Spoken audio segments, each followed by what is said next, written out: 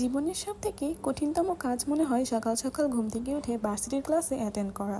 এ নিয়ে যে আমি কত ক্লাস মিস দিয়েছি তার হিসাব নেই। হ্যালো এভরিওয়ান, আসসালামু আলাইকুম। আশা করি সকলেই ভালো আছেন। তো সকালে অনেক কষ্টে ঘুম থেকে উঠে ভার্সিটি চলে আসি। তো এই হচ্ছে আমার ডিপার্টমেন্টের ভবন। এমনি সকালে ঘুম থেকে উঠতে পারি না, তার উপরে সিঁড়ি দিয়ে ওঠার প্যারাটা এত জ্বালায় আমাকে। তো দেখতে দেখতে আমার কাঙ্ক্ষিত ডিপার্টমেন্টে আমি চলে আসি এবং ক্লাসে ঢুকেই দেখি ক্লাস শুরু হয়ে গেছে। এবং ক্লাস শেষ করে আমি এবং আমার ফ্রেন্ড চলে যাই লাইব্রেরিতে বই নেওয়ার জন্য।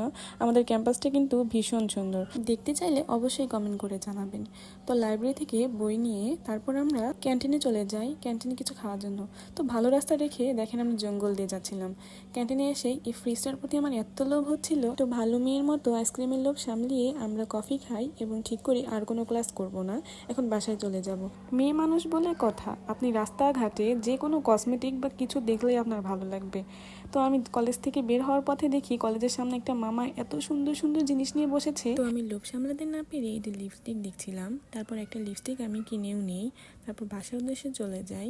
ওই যে দেখা যাচ্ছে আমার ছোট্টবেলার স্কুল, যে স্কুলে আমি আমার শৈশব কাটিয়েছি।